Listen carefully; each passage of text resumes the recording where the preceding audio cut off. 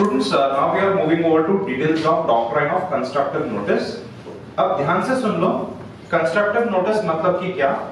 Constructive notice मतलब कि जब भी कंपनी के साथ कॉन्ट्रैक्ट में एंटर करो तो कंपनी आपको पूछेगी ए मेमोरेंडम और आर्टिकल्स रीड किया क्या? तो ये जो पकलू है आउटसाइडर एक क्या बोलता है? हाँ, and then he should enter into contract, मतलब कि Paklu should read the MOA, AOA, get it understood. If he is illiterate, he should hire a lawyer and he should get it understood. Because company is a huge organization and company is not liable to explain you each and every point. You are a businessman conducting contract with a company. Read the MOA, AOA. Be cognizant with the MOA, AOA. Yes or no everyone? और solvent versus solvent में भी यही हुआ. House of Lord के जजेस ने क्या बोला था सॉल्वेंट को, क्रेडिटर्स को, that when Solomon created a company, he created MOA, AOA. Did you read it? You are supposed to be cognizant with the MOA, AOA. Are you mad? ऐसे किसी के साथ business करोगे क्या? No. This is okay everyone. चलो. So the memorandum and article. ध्यान से सुनो golden sentence.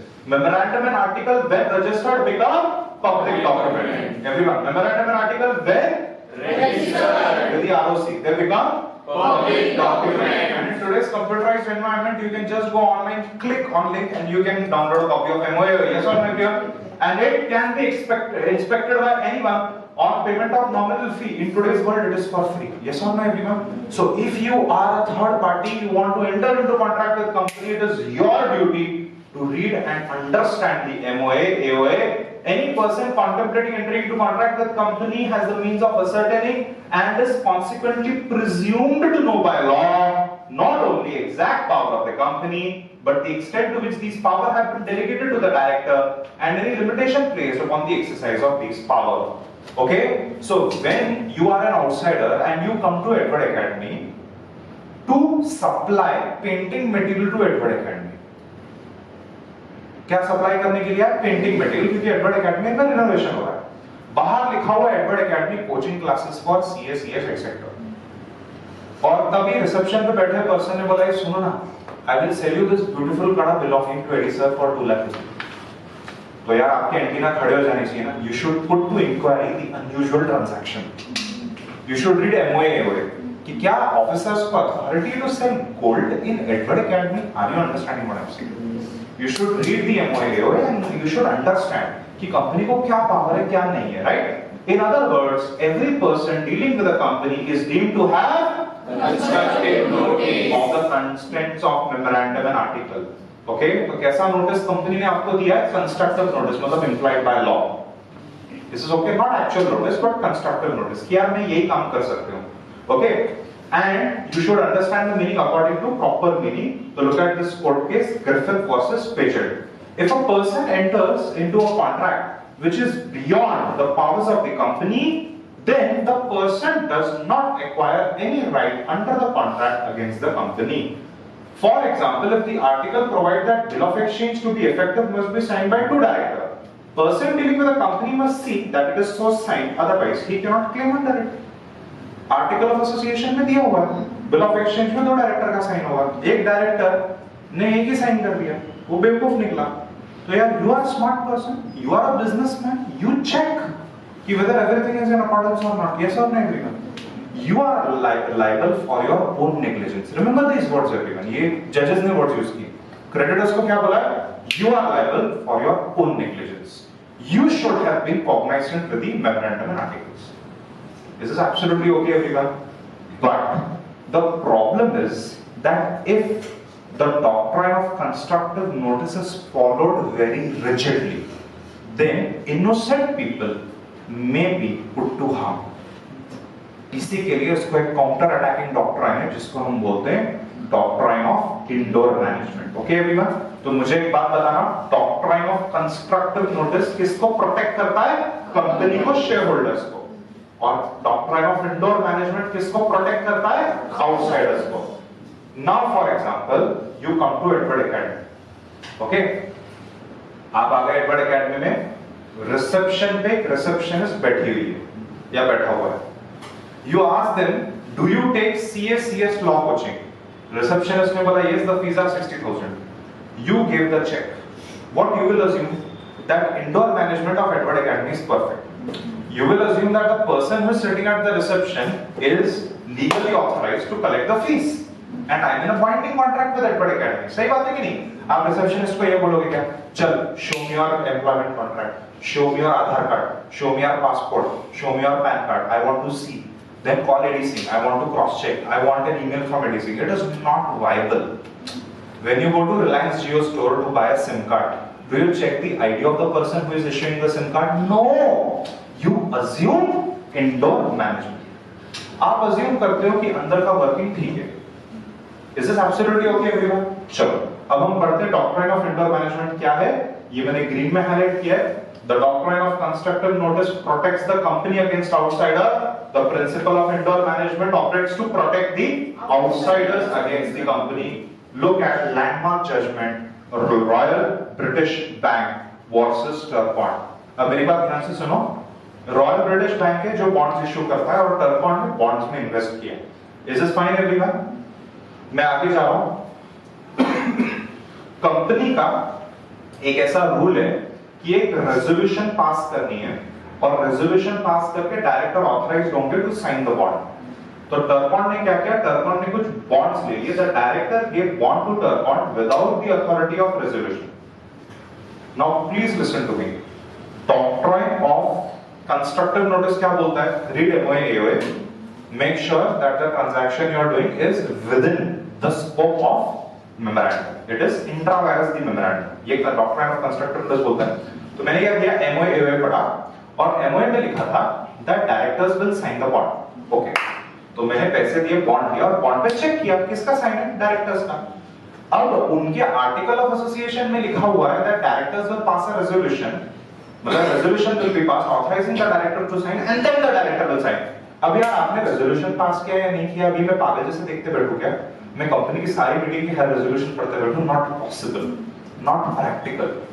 Everyone, are you understanding what I am saying?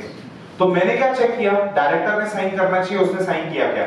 Sign किया है. अब वो साइन करने को ऑथराइज नहीं है bye way of resolution. That is not my problem. Is this okay everyone? Doctrine of constructive notice is okay. Prima facial ऊपर से देखो. अब यार मैं कंपनी के वर्किंग की डिटेल में जाऊंगा कि ऑडिटर हो क्या, स्टैट्यूटरी ऑडिटर, आप मुझे फीस दे रहे हो क्या कि मैं पूरा इंटरनल वर्किंग चेक करूं, इंटरनल कंट्रोल चेक करूं? सही बात है कि नहीं एवरीवन? तो यहां पे क्या हुआ मुझे बताना. टर्पॉन्ड ने बॉन्ड ले लिया, बॉन्ड पे साइन था डायरेक्टर का. यस. तो doctrine of constructive notice applicable हुआ. यस. मैंने एमओए एओए पढ़ा, साइन होना चाहिए था, साइन है. अब वो साइन होने के लिए रेजोल्यूशन होनी चाहिए थी, रेजोल्यूशन नहीं है. तो ये कंपनी की प्रॉब्लम है. ये इंडोर मैनेजमेंट है. दरवाजे बंद करके आप जो अंदर मैनेज करते हो वो मैं देख नहीं सकता. तो ये कंपनी को कंप्लायंस इंश्योर करना है. This is okay everyone? On the strength of the bond, as he was entitled to assume that necessary resolution has been passed. तो टर्पॉन्ड ने क्या assume किया? Necessary resolution had been passed. Lord Heatherley observed, outsiders are bound to know the external position of the company, not bound to know indoor management. You are giving me MOA, AOA, which are public document. I have read it. Okay. अब मैं आपके company के अंदर झांक के देखूंगा आप क्या कर रहे हो क्या नहीं. It is you who have to ensure that indoor management is proper. Yes or no, everyone? Very logical. This is absolutely fine. Okay. तो ये सेंटेंस देखो कितना इंपॉर्टेंट है. ये जो जज ने बोला हुआ है, outsiders are bound to know external position but they are not bound to know indoor management. ठीक है, तो मुझे एक बात बताना, outsiders are bound to know external position, ये कौन सा डॉक्ट्राइन हो गया? कंस्ट्रक्टिव नोटिस, है ना? But they are not bound to know indoor management, ये कौन सा हो गया doctrine? Indoor management. This is absolutely okay everyone? Golden area है, गोल्डन एरिया है everyone. Basics of CELA, okay? Chalo. So, the persons dealing with a company having satisfied themselves that the proposed transaction is not in its nature inconsistent with the memorandum and article, मतलब कि doctrine of constructive notice are not bound to inquire the regularity of internal proceedings. Plus, I cannot, because I don't have authority to check company's private documents. Public documents I can check. Absolutely okay everyone? No problem at all. चलो, मुझे बताना क्या हमने पढ़ा? Doctrine of constructive notice में क्या पढ़ा? It protects company. And doctrine of indoor management में protects outsiders. Doctrine of constructive notice क्या बोलता है? MOA, AOA, public document, outsiders must read it. Indoor management क्या बोलता है? Internal working is not public, it is not external to the company, it is internal to the company. So company must ensure that it is proper. Outsiders will be given benefit of doubt. Easy everyone, no problem at all. Okay? चलो अब distinction table पे चले जाए. Doctrine of constructive notice and indoor management. अच्छा students, चलो अब हम लोग फटाफट डिस्टिंक्शन पढ़ेंगे. सबसे पहले डॉक्ट्रिन ऑफ कंस्ट्रक्टिव नोटिस क्या करता है? बोलता है एमओए एओए ये क्या है? पब्लिक डॉक्यूमेंट है. आउटसाइडर्स पढ़ के ले लो. यस और नो एवरीवन. और किसको प्रोटेक्ट करता है? Companies protect. देखो कंपनी कितनी खुश है. And everyone, doctrine of indoor management क्या बोलता है? Working internal to the company is not concern of outsider. Outsider बोलता है मेरे को कोई कंसर्न नहीं है, मेरे को नॉट फाइल्ड, तुम लोग जो कर रहे हो करो. सो कौन प्रोटेक्ट हो रहा है? आउटसाइडर यहाँ पे प्रोटेक्ट हो रहा है. कंपनी ने अंदरूनी वर्किंग ठीक रखनी है. केएमपी, सीएस, डायरेक्टर्स, इन सबको क्यों रखा है? इतनी बड़ी बड़ी सैलरी क्यों दे रहे हो? ताकि इंटर्न वर्किंग ठीक से हो. कर भी लो. सही बात है कि नहीं अभी? तो बोलो डॉक्ट्रिन ऑफ कंस्ट्रक्टिव नोटिस किसको प्रोटेक्ट करता है? Company and share holders. And doctrine of indoor management, outsiders. Doctrine of constructive notice deals with public documents which outsiders should read. And indoor management deals with internal working which is private to the company. You cannot make it public. Leading court case, landmark court case, Ashbury Railway Carriage Company versus Rishi's. और यहाँ पे leading court case, Royal British Bank versus Turpond. यहाँ पे Ashbury Railway Carriage Company जीत गई, यहाँ पे Turpond जीत गया. सही बात है कि नहीं अभी? चलो meaning constructive notice, every person dealing with the company is deemed to have constructive notice of the contents of memorandum and article. And according to indoor management, person dealing with the company are entitled to presume that internal working as prescribed in memorandum and article are properly observed and complied with. सही बात है कि नहीं? बोलो किसको protect करता है? Company को against the outsider. And indoor management outsider against the company affairs. It is confined to the external position and affairs of the company. This is confined to internal position and affairs. Reason ये है कि memorandum and articles are public document. Outsiders should read. और यहाँ पे reason क्या है? Internal affair need not be registered with the ROC. MOA, AOA are registered with the ROC, available to public. Internal working are not registered, not available to the public. सही बात है कि नहीं? They are not open to public, not open to third parties. They are private affairs. So company को उसको ठीक से handle करना चाहिए. What is the effect? It has the effect of estoppel. Effect of estoppel मतलब कि जब आपने मेमोरेंडम आर्टिकल रीड किया तो वो टाइम पे आता आपने हाँ हाँ बोला. अब कॉन्ट्रैक्ट के टाइम पे आपको हाँ बोलना पड़ेगा. You have to say the same thing which is given in MOA, AOA. You cannot go against the MOA, AOA simply because you did not read it. Implied estoppel यहाँ पे apply हो जाएगा. और यहाँ पे this mitigates the effect of constructive notice. Constructive notice से outsider को protect कर रहा है indoor management. सही बात है कि नहीं everyone? Is this absolutely okay? सब लोग ने लिख के ले लिया ये? तो students, as I was telling you कि इंडोर मैनेजमेंट तो हम लोग ने पढ़ लिया है, बट इंडोर मैनेजमेंट के कुछ और पॉइंट्स है जैसे कि एक्सेप्शंस है, वो भी हमें पढ़ने हैं. तो ये क्वेश्चंस देखिए कितनी बार इंडोर मैनेजमेंट के आ चुके हैं. गोल्डन एरिया से मैंने आपको बताया मल्टीपल टाइम क्वेश्चंस आ चुके हैं और क्वेश्चंस आएंगे, है ना? सब लोग ध्यान दें क्लास में. And look at this question. Doctrine of indoor management बताओ, हमने पढ़ लिया. Benefit of doctrine of indoor management is not available in certain circumstances. Comment. तो ये एक्सेप्शंस हो गए. While the doctrine of constructive notice seeks to protect company against outsider, indoor management operates to protect outsiders against company. तो everyone ये तो हमने पढ़ लिया, सिर्फ exceptions अभी पढ़ लेंगे, करेक्ट? चलो, तो मुझे एक बार फटाफट बताओ इंडोर मैनेजमेंट क्या बोलता है कि अगर मैंने MOA, AOA पढ़ लिया, I'm third party, I'm outsider, तो then I will assume that companies internal working are proper, right? But number one, where the outsider had knowledge of irregularity, then you cannot take the benefit. Only innocent outsiders can take benefit. सही है कि नहीं? एकदम fair enough. The articles of company, example देखो, empower director to borrow £1,000 only. They could, however, exceed the limit of £1,000 with the permission of company general meeting. Without such consent having been obtained, they borrowed 3,500 from one of the directors who took debentures. The company refused to pay the amount. It was held that debentures were good to the extent of 1,000 only because the director had notice or was deemed to have notice of internal irregularities. सही बात है कि नहीं everyone? So when outsider knows कि internal working में problem है, so then why are you entering into contract? You are deliberately doing something you are not supposed to do. The company is not supposed to do, right everyone? Next point. No knowledge of memorandum and article.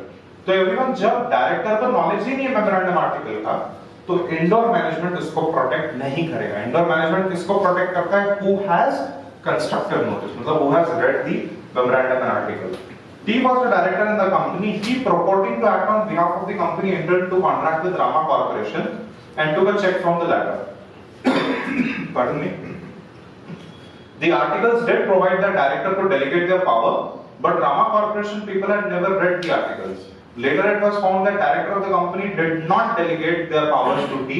The plaintiff relied on the rule of indoor management held they could not because they did not even know that power could be delegated. Memorandum article आपने पढ़ा ही नहीं, तो indoor management का benefit आपको नहीं मिलेगा. Is this fine everyone? तो very important example again, कौन सा कोर्ट केस है? Rama corporation. Forgery everyone.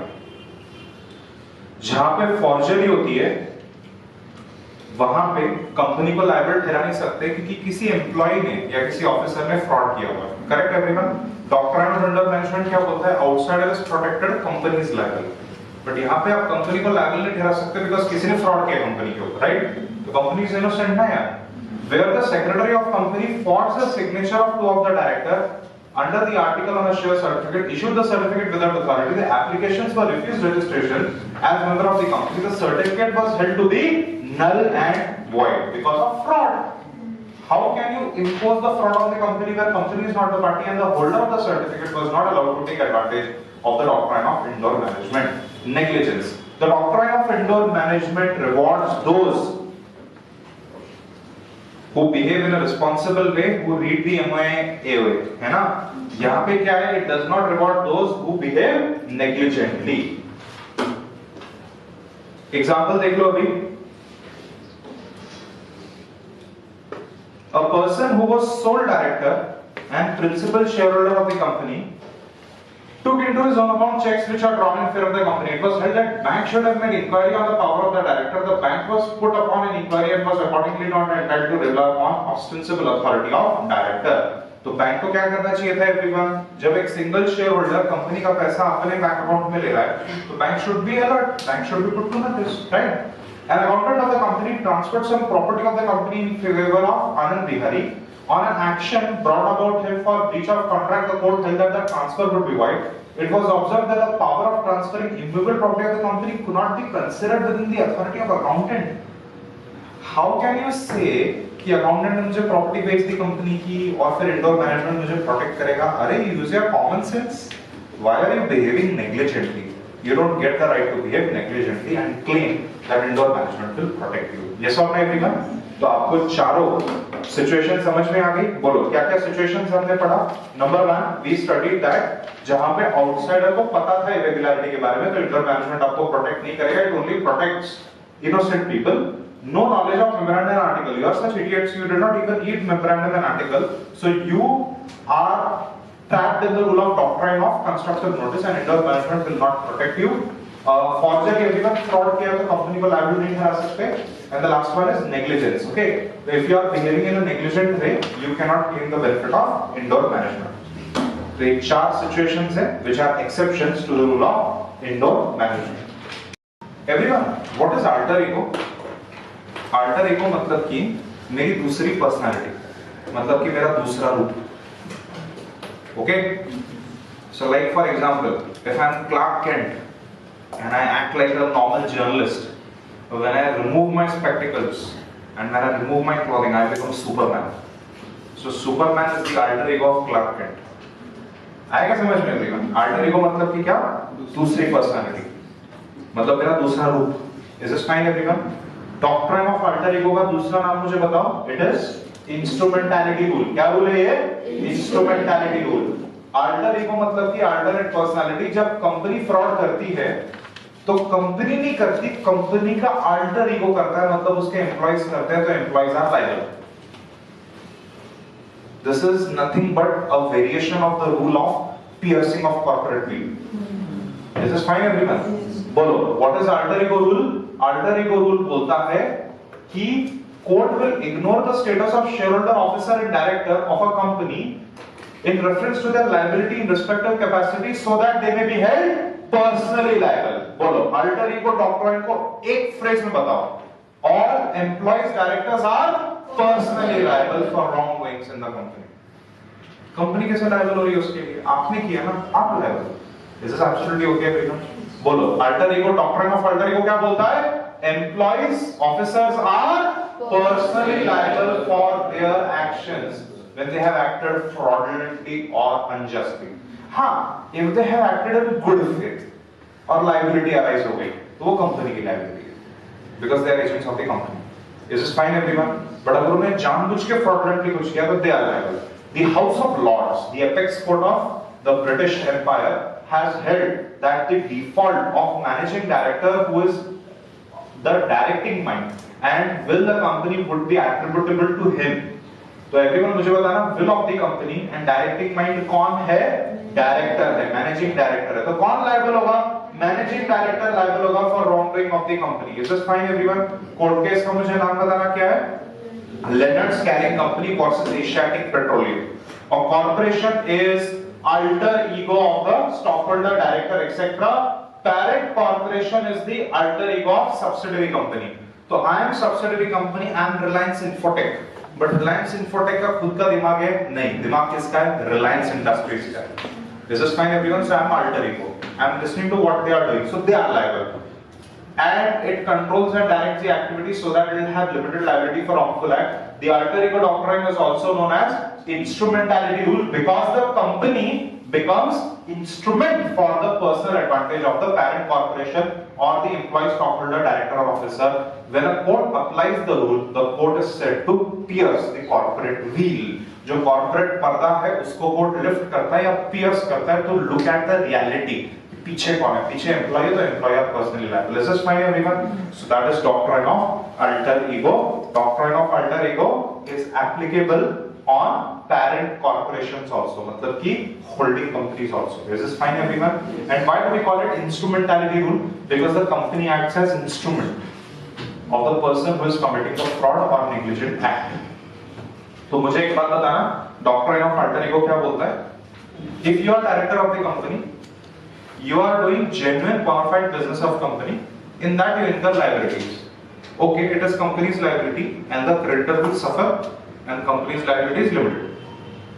But अगर director ने जानबूझ के fraudulent activity की, तो then director is the alter ego of the company and director will be liable, not the company. This is absolutely okay everyone? सब लोग ने rule लिख दिया, doctrine of alter ego or instrumentality rule. One of the most important doctrines of CILA, doctrine of ultra-virus. What is the meaning of ultra-virus? Beyond the power or beyond the scope of. तो everyone मुझे एक बात बताना, जब हम company create करते हैं तो कौन कंपनी को मैनेज करेगा? Hundreds of officers. कौन मैनेज करेगा? Hundreds of officers over hundreds of years. Because company has perpetual existence. तो जो कंपनी के क्रिएटर्स है वो क्या करते हैं कि कंपनी का स्कोप डिफाइन करते हैं कि कंपनी क्या काम करेगी. और मेरा गोल्डन एग्जांपल याद रखना, अगर मैंने एडवर्ड एकेडमी बनाई कोचिंग क्लास फॉर सीएससीएस और मैंने मेमोरेंडम में लिख दिया ऑब्जेक्ट क्लॉज कोचिंग क्लासेस, तो मेरे मरने के बाद जब मैं आपको कंपनी सौंपूंगा, you can not sell shoes, आप जूते नहीं बेचोगे, क्योंकि मेरा ऑब्जेक्ट था कि मैं कोचिंग प्रोवाइड करूं, ना कि जूते बेचूं. सही बात है कि नहीं है? ये एग्जांपल हमेशा याद रखना. डॉक्ट्रिन ऑफ अल्ट्रावायरस मतलब कि बियॉन्ड द पावर, इंट्रावायरस मतलब कि विद इन द पावर. हम एक्चुअली दोनों डॉक्ट्रिन पढ़ने वाले हैं, अल्ट्रावायरस भी और इंट्रावायरस भी. Is this okay? तो मुझे एक बात बताना कि कंपनी का चार्टर डॉक्यूमेंट कौन सा होता है? मेमोरेंडम. और मेमोरेंडम में सबसे इंपॉर्टेंट क्लॉज कौन सा होता है? Object clause. ऑब्जेक्ट क्लॉज में जो लिखा है वही कंपनी कर सकती है अगर कंपनी ने उसके बियॉन्ड जाके कॉन्ट्रैक्ट में एंटर किया. Contract is null and void ab initio and it cannot even be corrected, मतलब कि ratified by unanimous consent of all the shareholders. Is this okay? Once ultra virus, the contract is void ab initio, cannot be ratified. Is this okay? But if the contract is intra virus, the company but ultra vires the directors और ultra vires the officers, then it can be ratified. हम वो details में जाएंगे. चलो सबसे पहले तो मुझे बताना कि डॉक्ट्राइन ऑफ अल्ट्रा वायरस हमें किसने एक्सप्लेन किया था, किसने एलैबोरेट किया था? House of Lords in the landmark judgment Ashbury Railway Carriage Company versus Rishi. The general rule is that an act which is ultra virus is incapable of ratification. क्या मैं ultra vires act को, ultra vires contract को ratify कर सकता हूं, approve कर सकता हूं? नो. अगर कर सकते तो कंपनी के मेमोरेंडम में वो लिमिटिंग प्रोविजन होती नहीं. सही बात है कि नहीं everyone? However, an act which is intra virus the company, मतलब कि मेमोरेंडम अलाउ करता है, बट दो डायरेक्टर ने कॉन्ट्रैक्ट साइन करना चाहिए था, एक ने किया, बट वो कॉन्ट्रैक्ट कंपनी के बेनिफिट के लिए, तो क्या शेयर होल्डर रैटिफाई कर सकते हैं? Yes. An act which is intra virus the company can be ratified by the company in proper form. The rule is meant to protect shareholders and the creditor of the company. तो मुझे एक बात बताना, act which is ultra virus the memorandum मतलब कि null and void ab initio, खत्म. Ratify कर सकते हैं? नो, नहीं कर सकते. cannot be ratified by shareholders, it is null and void ab initio. But an act which is intra virus the memorandum मतलब मेमोरेंडम अलाउ करता है, but ultra vires the director ने अपने स्कोप को एक्सटेंड कर दिया, बट कंपनी के फायदे के लिए क्या बोनाफाइड किया. तो क्या शेयर होल्डर्स को हम रिक्वेस्ट कर सकते हैं कि यार आप हमारी ये एक्ट को अप्रूव कर दो? Answer is yes. This can be ratified by share holders. The contract is valid. Tell me, ultra vires contract can be ratified? No. Intra vires can be ratified? Yes. If there is some procedural irregularity, that irregularity can be ratified. This is okay everyone? तो golden area ये golden table है, ये आपको याद रखना. Okay? मुझे एक बात बताना, क्या 5 इफेक्ट्स है अल्ट्रा वायरस ट्रांजैक्शन के? Number 1, the contract is void ab initio. The contract is null and void. Number 2, the members of the company can claim injunction. They can stop the company from enforcing the contract or carrying on with the activity. Number 3, personal liability किसकी है? Directors की. किसने ultra vires हरकत की?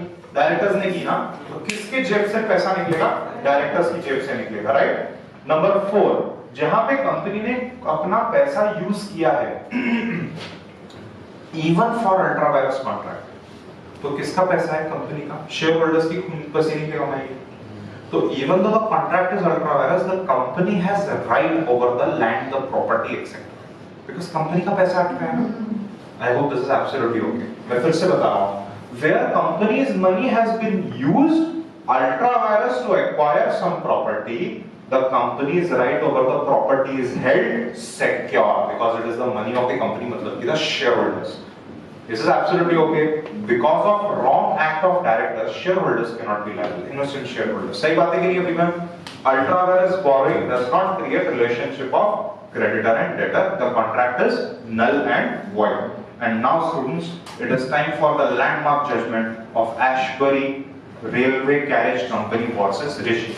तो सबसे पहले तो ये कंपनी के मेमोरेंडम में क्या दिया एक बार पढ़ लेंगे. मेमोरेंडम में दिया है ऑब्जेक्ट क्लॉज में that you can make, sell, lend on hire railway carriages and wagons. इसमें स्पेलिंग में थोड़ा एरर हुआ है. And all kind of railway plane, fitting machinery and rolling stock to carry on the business of mechanical engineer and general contractor to purchase and sell as merchant timber, coal, metal and other material, and to buy and sell any material or commission as agent. मुझे एक word में business बताओ क्या उनका? Railway construction है ना, railway construction करना, railway lines lay down करना और उससे रिलेटेड काम करना. करेक्ट है एवरीवन? नीचे The directors of the company entered into a contract with Rishi's for financing. उधार दे दिया उन्होंने फॉर फाइनेंसिंग. आपका नाम क्या है? रेलवे कैरेज कंपनी, और आपने क्या कर दिया है? फाइनेंसिंग कर दिया है. A construction of the railway line in Belgium. The contract was ratified by all the members of the company. Share holder ने बोला यस हमें कॉन्ट्रैक्ट चाहिए, भाड़ में अल्ट्रा वायरस होने दो, हम उसको अप्रूव करते हैं. मुझे एक बात बताना, क्या ultra vires contract be ratified by share holders? No. Once ultra vires always ultra vires. Once void ab initio, it is always void. Okay? But later on the contract was cancelled by the company. तो मुझे बताना दूसरी party कौन है? ऋषि. कौन सफल हुआ? ऋषि. तो ऋषि ने केस किया और ऋषि ने बोला कि बेटा यहाँ पे तो यार मैंने कंपनी के साथ कॉन्ट्रैक्ट किया है, कंपनी ने मुझे वादा किया है, कंपनी को एग्जीक्यूट करना पड़ेगा. तो यहाँ पे everyone doctrine of constructive notice भी अप्लाई होता है कि ऋषि भाई आपने एमओए पढ़े, कंपनी के साथ कॉन्ट्रैक्ट किया, यू शुड रीड एमओए ना, you should be cognizant with the MOA. And everyone देखो क्या हो गया, later on the company cancelled the contract and Rishi sued the company for breach of contract। Issue ये है कि क्या कॉन्ट्रैक्ट वैलिड है because it is ratified by the shareholders. The House of Lords held that an ultra virus act is void ab initio since its inception। inception मतलब कि from the beginning, मतलब कि void ab initio because the company has not the capacity to make it, because the company lacks capacity, how can it has capacity to rectify it? उसको आप approve कैसे कर सकते हो? जब कॉन्ट्रैक्ट बना ही नहीं सकते तो अप्रूव कैसे किया आपने? If the shareholders are permitted to ratify ultra virus contract, it will be nothing but permitting them to do the very thing which they are prohibited from doing। क्या है मेमोरेंडम का लॉजिक कि only with procedure given in C law which is special resolution pass करके ही आप memorandum को alter कर सकते हो। तो आप बिना मेमोरेंडम को अल्टर किए how can you breach the provision of C law, how can you do something जो आपको करने के लिए मना किया गया? Right everyone, the House of Lords expressed the view that a company incorporated under Company Act has the power to do only those things which are authorized by object clause of the memorandum, and anything not so authorized is ultra vires the Company Act cannot be ratified and make effective even by unanimous agreement of the members। But an act which is intra vires, an act which is intra vires within the scope of memorandum और उसमें procedural defect है that can be ratified by shareholder because the act is intra vires, it is approved act। This is absolutely okay। All right?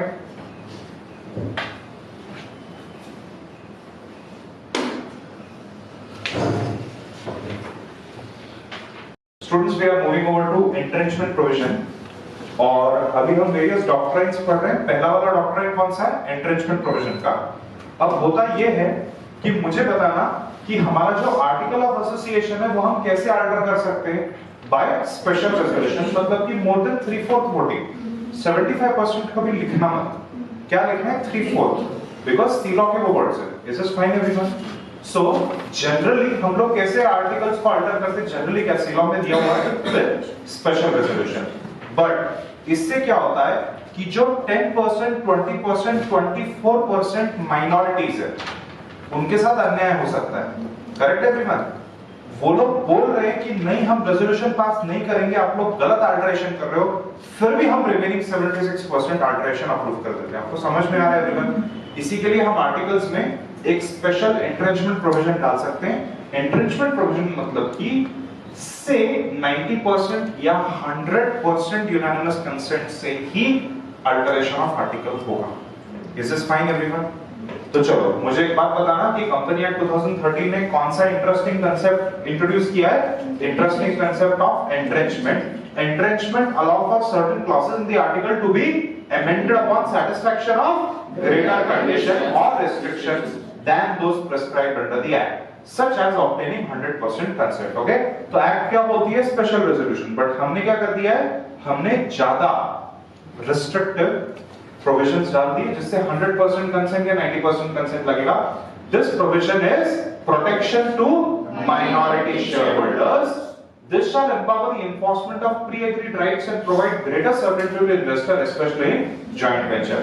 अब joint venture में क्या होता है मुझे बताओ कि दो कंपनी मिलके एक कंपनी के अंदर इन्वेस्ट करती है, may be 60-40, may be 70-30, may be 50-50, ऐसे टाइप में जॉइंट वेंचर होता है या तो फिर इन्वेस्टिंग होती है। मान लो आपकी कंपनी है, आपकी कंपनी में आपको पैसा चाहिए, आप मेरे पास आए, मेरे पास पैसा है, आपने बोला सर प्लीज मेरी कंपनी में 10%, 20% इन्वेस्ट करो। तो यार मैं कर तो दूंगा और आप मुझे सपने दिखाओगे that I will help control your company, but in reality you will kick me out by way of altering the articles with special resolution, क्योंकि मेरे पास तो 20% वोटिंग है ना एवरीवन। तो ये जो कोलैबोरेशंस होते हैं जॉइंट वेंचर या एसोसिएट कंपनी के, वहां पे ये जॉइंट वेंचर पार्टनर या एसोसिएट पार्टनर को प्रोटेक्ट करती है एंट्रेंचमेंट प्रोविजन। सही बात है कि नहीं एवरीवन? और चलो हम एक एग्जांपल देखेंगे जो यहाँ पे मैंने प्लॉट किया हुआ है, मैं आपको याद दिला दूं, ये मॉड्यूल में नहीं है, बहुत इंपॉर्टेंट एग्जांपल है। तो मुझे एक बात बताना, हमारी कंपनी का नाम क्या है? पीक्यूआर। हम कौन है? इन्वेस्टर है। Who are we? We are investor company. यहाँ पे मैं लिख देता हूँ कि भाई हम इन्वेस्टर कंपनी है। और यार हम लोग ने क्या किया कि हम लोग ने 10% शेयर्स खरीद दिए XYZ प्राइवेट लिमिटेड के, तो 10% shares is a big deal, इससे XYZ को फायदा हुआ। और हमने XYZ को क्या बोला था, we will give you our expertise and we will help you control the company. But XYZ ने क्या शानपना किया, 90% मेजॉरिटी लोगों ने आर्टिकल्स को अल्टर कर दिया और बोरोइंग पावर्स चेंज कर दी, और इससे बैंक लोन ज्यादा अमाउंट का उन्होंने ले लिया देन अर्लियर डिसाइडेड। आपको समझ में आ रहा है एवरीवन? तो बैंक क्या करता है कि बैंक जो मेजॉरिटी बड़े-बड़े इन्वेस्टर्स है, नॉट मेजॉरिटी बट बड़े-बड़े इन्वेस्टर्स है, उनका भी अप्रूवल सीख करता है। बट ये केस में आपको अप्रूवल सीख करने की जरूरत नहीं है, बिकॉज़ आपने आर्टिकल्स को अमेंड कर दिया है। तो यहाँ पे एवरीवन हम 10% इन्वेस्टर के साथ अन्याय ना हो, इसके लिए हम एंट्रेंचमेंट प्रोविजन डाल सकते हैं। हम क्या बोलेंगे, ठीक है, we will invest 10% but we want entrenchment provision of unanimous consent, तो उससे हमारा भी 10% वोटिंग आ जाएगा। सही बात है कि नहीं एवरीवन? तो यहाँ एग्जांपल देखो, PQR subscribes by investing in XYZ, a private company, in 10% terms. Tomorrow if XYZ approaches bank to get loan, the bank official would read the article and would ask to get the consent of PQR company, है ना? Investor का consent लो आप। Now if there is no entrenchment provision, XYZ can pass a special resolution without taking PQR into confidence and remove the minority right and can borrow beyond the limit. तो ये सब ना हो, इसके लिए entrenchment provision है। Easy है ना everyone एकदम? Thus, by making entrenchment provision, the article can be altered only if conditions or procedures that are more restrictive than those applicable in case of special resolution are met. तो company act क्या बोलती है, special resolution, और हमने कैसे condition डाल दिए, restrictive, more restrictive और more strict conditions. Okay, the provision for entrenchment shall be made either on formation of company और by amendment in article by all the members in private company, special resolution, public company. इसका क्या मतलब है, how to add entrenchment clause, golden diagram everyone, this diagram is golden. बोलो entrenchment clause कैसे add कर सकते हो? Number 1 when you create the company, when you form the company. Number 2 later on, तो लेटर ऑन कैसे, by amendment in article. If you are a private company, कैसे entrenchment clause add कर सकते हो, all members consent, unanimous consent से। If you are public company, you have many shareholders, lakhs of shareholders, then can you get unanimous consent? Not possible, you pass special resolution। then कैसे हम entrenchment clause add कर सकते हैं? Number 1 formation of company, number 2 later on you can amend the article during the course of business। okay, private company all member consent and public company special resolution. Okay everyone, नीचे मैं आगे जा रहा हूं, where the article contain provision for entrenchment, हम procedures में आ गए अभी। तो हमें क्या करना है, ये नोटिफाई करना है to the registrar in prescribed form. जहां पे article contain the provision for entrenchment, the company shall give notice to registrar in form number INC 2 or form number INC 32 spice as the case may be, along with prescribed fee। नीचे जो special resolution पास करोगे उसका form कौन सा है, NGT 40 within 30 days from entrenchment as the case may be, along with prescribed fee। easy everyone? तो ये forms याद रखने, एक छोटा सा टेबल बना सकते हो, कौन से फॉर्म है, INC 2 INC 32 spice and everyone special resolution का NGT 40 30 days। Is this fine everyone? बार-बार ये सब रीड करोगे ना तो ऑटोमेटिकली एज रिफ्लेक्स आपको याद आ जाएगा, है ऊपर स्पेशल रेजोल्यूशन का NGT 40 डालना 30 दिन में, ठीक है ना? Is this okay? चलो, तो ये हो गया एंट्रेंचमेंट प्रोविजन वाला डॉक्ट्राइन। बहुत इंपॉर्टेंट यहाँ पे डायग्राम्स है, सब लोग ने ठीक से बना दिए ना everyone? Very good. Now we are moving over to the next doctrine, the doctrine of constructive notice of memorandum and articles. This is okay? अब मैं डॉक्ट्राइन आपको पहले सिंपल वर्ड्स में एक्सप्लेन करता हूँ, फिर हम एक छोटा सा एग्जांपल देखेंगे। कंस्ट्रक्टिव नोटिस मतलब कि when you deal with a company, who are you? You are outsider, you are third party, you are lender, you are creditor, you are contractor. When you deal with a company, you have to check the incorporation document, the charter documents, MOA, AOA, because these documents are public and they are public for you to check. The first you check the documents कि company को powers है क्या वो contract में enter करने की, only then you enter into contract with the company, because company is not a person, company is a huge entity managed by hundreds and thousands of people, chances of fraud are high. Correct ना everyone?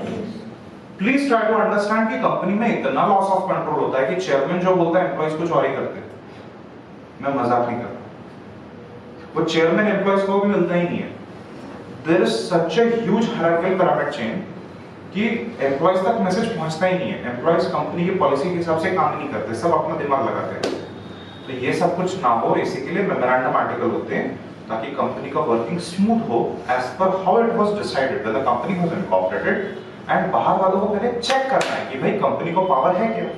Company में कोई भी बेवकूफ आपको गलत document दे दे तो यार you should B smart ना। Is this fine everyone?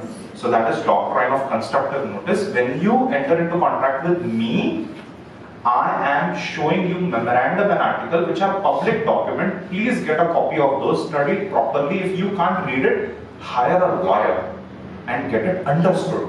Only then you enter into contract with me. If you don't do that, you do it at your own peril, you do it at your own risk. You are liable, not the company. Is this fine everyone? तो बोलो, constructive notice, doctrine of constructive notice किसको protect करता है? Company के share holders को, company को protect करता है। Is this fine everyone? So students, the court case is Salmon versus Salmon, and it is the landmark judgment which tells us कि how company has a separate legal status and how shareholders have a separate legal status, right everyone? तो मुझे एक बात बताना कि Salmon versus Salmon में हुआ क्या था? हुआ ये था कि एक पर्सन था जिसका सोल प्रोप्राइटरशिप था। He was a Jewish national and he started the business of shoe and leather merchant, and his business was going quite well. तो he was suggested that he should open a company, और company open करने से आपको एक बहुत अच्छा protection मिल जाएगा, एक कॉर्पोरेट व्हील मिल जाएगा आपको, and you can conduct business to the best of your ability by taking great risk. और अगर बिजनेस ठीक से नहीं चला तो who is liable to pay the debts? The company, not me, not my family. तो मेरे घर तक कोई क्रेडिटर आ नहीं सकता, राइट? तो everyone, this is a story of Whitechapel High Street, और वहां पे बहुत पॉवर्टी स्ट्रिकन डिस्ट्रिक्ट थी वो, बट वहां पे काफी बिजनेसेस चल रहे थे छोटे छोटे। एंड हुआ ये कि ये रहा सॉल्मन हमारा, एंड सॉल्मन ने क्या किया, कंपनी इनकॉर्पोरेट की और सोल प्रोप्राइटरशिप कंपनी को बेच दी। जो रनिंग बिजनेस था सॉल्मन का, लेदर एंड बूट मर्चेंट का, तो वो उसने बेच दिया। एंड स्टूडेंट्स, कितने में बेचा उसने? Purchase consideration of 40,000 pounds. अच्छा, सॉल्मन ने कितने शेयर्स ले लिए? 20,000 पाउंड्स। उसकी वाइफ ने कितने ले लिए? 1 शेयर। उसके 4 बेटों ने कितने शेयर ले लिए? 1 पाउंड के 1 शेयर, और डॉटर ने भी 1 शेयर। तो हुआ ये कि Salomon is the majority share holder. You can see that 99 to 100% shares are with him, and in सब के पास 1 शेयर्स है। विक्टोरियन कंपनीज एक्ट थी वो टाइम पे यूके में, और विक्टोरियन कंपनी एक्ट बोलती थी there should be 7 subscribers to the memorandum. So we have 7 subscribers, और जो इसके सन्स थे, जो सॉल्मन के एम्प्लॉइज थे, उनको सॉल्मन ने बोर्ड ऑफ डायरेक्टर्स में डायरेक्टर बना दिया। तो सॉल्मन वाज डायरेक्टर और all the 4 sons were director. ये 5 मिलकर डायरेक्टर थे, Salomon was the managing director. अब स्टूडेंट्स, हुआ ये कि बिजनेस तो उसका काफी अच्छा चल रहा था, but there was a downturn in the economy, and Solomon lost many institutional customers including army board। तो जो ब्रिटिश आर्मी है, उनके जो शूज होते थे, जो बूट्स होते थे, वो सप्लाई करता था सॉल्मन, और वो कॉन्ट्रैक्ट जाने से उसको बहुत बड़ा लॉस हो गया। तो एवरीवन, हुआ ये कि कंपनी एक ऐसी सिचुएशन में आ गई कि कंपनी के एसेट्स जो बचे थे वो सिर्फ 6,000 पाउंड्स के बचे थे, और लायबिलिटीज थी डिबेंचर्स 10,000 एंड अनसेक्योर्ड क्रेडिटर्स 7,000। अब डिबेंचर होल्डर में सॉल्मन भी था, उसकी वाइफ भी थी, और मिस्टर ब्रॉडरिक भी था। तो हुआ ये कि assets are not sufficient to pay even debenture holder. Unsecured creditor को तो कुछ भी नहीं मिलेगा, और शेयर होल्डर्स को भी कुछ भी नहीं मिलेगा। यस और no everyone? What is the hierarchy of payment? सबसे पहले secured debenture, then unsecured creditors, उसके बाद में शेयर होल्डर्स। Correct everyone? तो हुआ ये कि सॉल्मन ने बोला कि ये 6,000 पाउंड का पेमेंट जाएगा डिबेंचर्स को, और ये जो अनसिक्योर्ड क्रेडिटर्स है, अनसिक्योर्ड क्रेडिटर्स को कुछ भी नहीं मिलेगा। इस पे अनसिक्योर्ड क्रेडिटर्स भड़क गए। The company went into liquidation, and liquidator ने बोला कि Salomon and company are one, Salomon is personally liable. तो मुझे बताओ लिक्विडेटर ने क्या बोला? Salomon is personally liable. Salomon personally liable. तो क्या होगा यहाँ पे कि क्रेडिटर्स को आप बेवकूफ नहीं बना सकते। आप खुद ही कंपनी हो, आपने खुद ने कंपनी को चलाया, company and you are one and the same. तो लिक्विडेटर ने मना कर दिया सॉल्मन का क्लेम। लिक्विडेटर ने बोला कि सॉल्मन को खुद से पैसे पे करने पड़ेंगे। उसके बाद में अपील होके कोर्ट ऑफ फर्स्ट इंस्टेंस में केस गया, कोर्ट ऑफ फर्स्ट इंस्टेंस के जजेस ने भी बोला that company is a sham and Solomon himself is the company, तो सॉलमन इज पर्सनली लायबल। उसके बाद में केस चला गया कोर्ट ऑफ अपील में, और कोर्ट ऑफ अपील में भी जजेस ने बोला, इनफैक्ट सॉलमन को बोला कि तूने फाइनेंशियल जगलिंग किया हुआ है एंड तूने जो काम किया राइट काम नहीं किया। ओके, तो सबने स्लैम किया सॉलमन को, और सब लोग ने बोला that Salomon and company are one. और नाउ एवरीवन, हमारा लास्ट होप क्या है? The apex court of United Kingdom which is the House of Lord, जहां पे मोस्ट लर्नेड जजेस, देयर लॉर्डशिप्स होते हैं, बड़ी-बड़ी विग्स पहनते हैं, जब ये जजेस चलते हैं तो सब लोग बॉw डाउन करते हैं। They have great Prestige in society. And अब हम चले गए हाउस ऑफ लॉर्ड्स में और देखते हैं कि हाउस ऑफ लॉर्ड्स ने क्या बोला। तो एवरीवन, हाउस ऑफ लॉर्ड्स में ये 3 जजेस है। देखो, सबसे पहले तो Lord Halsbury, and Lord Halsbury ने बोला कि आप अपना दिमाग लगाओ मत कि Salomon and company are one. Statute क्या बोलता है? स्टैट्यूट बोलता है that when you incorporate a company with 7 subscribers to the memorandum, you have a separate legal status. The sole guide must be the statute itself. Okay? Then everyone, जो दूसरे जज थे Lord Herschelle, उन्होंने बोला कि creditors had full notice. जब हमने company create की तो हमने क्रेडिटर्स को बता दिया कि now you are dealing with a company, और कंपनी के नाम के आगे हमने लिमिटेड लगाया हुआ। तो everyone, creditors have full notice and anyone dealing with a company was aware of its nature. Doctrine of constructive notice. Yes or no everyone? Creditors should be cognizant with the memorandum and the articles, and they cannot blame Solomon here. ये creditors की खुद की negligence है। Creditors ने अगर memorandum पढ़ा नहीं, उन्होंने समझ के नहीं लिया। And students, Lord Macnaghten ने बोला है that a memorandum duly signed, registered with 7 subscribers to the memorandum creates a company and you cannot do anything about it. Solomon is separate, company is separate. Legal provision ही ये है कि कोई भी person company create कर सकता है। Company इसी के लिए तो हम क्रिएट करते हैं ताकि बिजनेस में लॉसेस हो तो हम पर्सनली लायबल ना हो। तो सॉलमन ने एग्जैक्टली वही किया, उसने कोई भी फ्रॉड नहीं किया। तो हाउस ऑफ लॉर्ड के लॉर्डशिप्स ने क्रेडिटर्स को पूछा, number 1, are there 7 subscribers to the memorandum? Creditors ने बोला yes. Is the company duly incorporated under Victorian Companies Act? Yes. Does the company have common seal and perpetual succession? Yes. Were you given full notice? Yes. Then why are you standing in front of me? Go home and cry. You will not get anything. The company is a valid registered entity. Yes or no everyone? तो ये landmark judgment है everyone, और ये judgement से हमें बहुत सारे concept समझ में आए। डॉक्ट्राइन ऑफ कंस्ट्रक्टिव नोटिस हमें समझ में आया।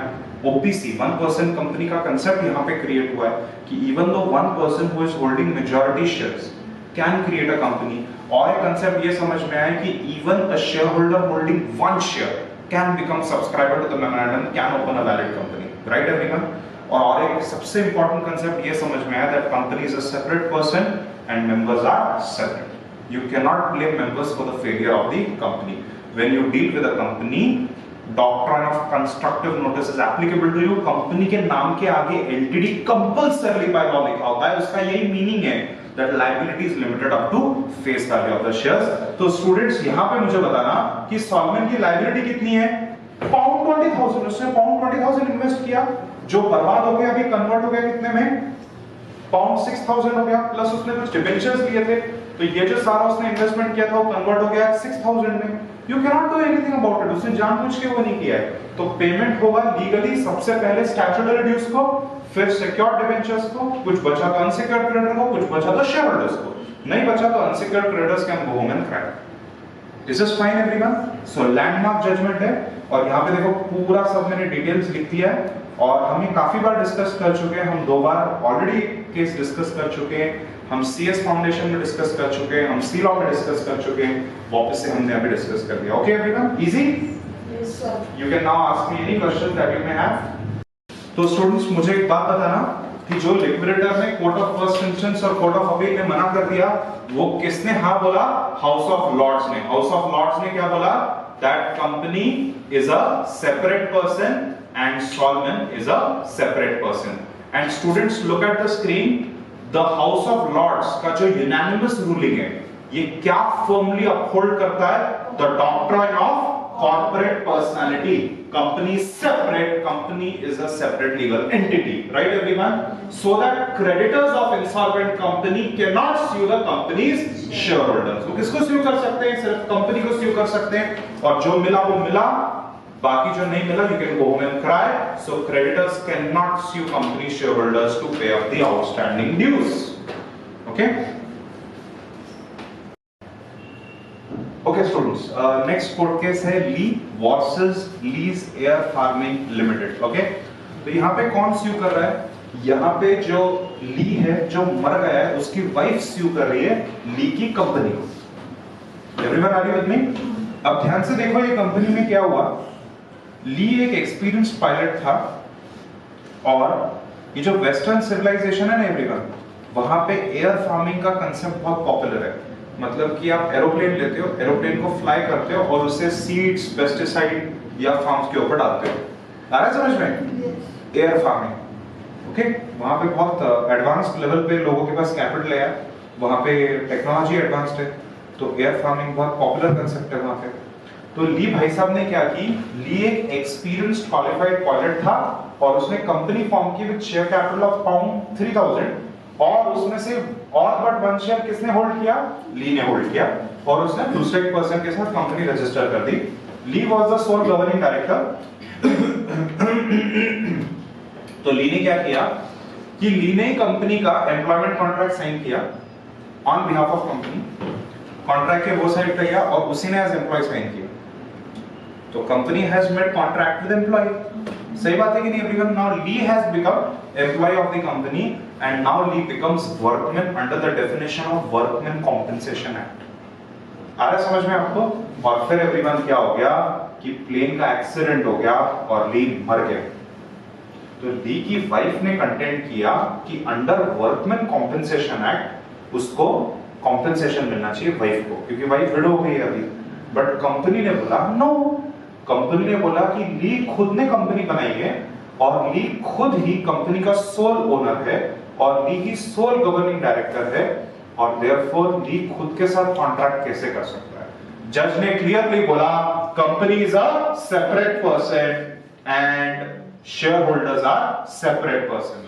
तो जज ने बोला कि company was a legal entity, there was no reason to change the validity of contractual obligation created between company and the deceased employ.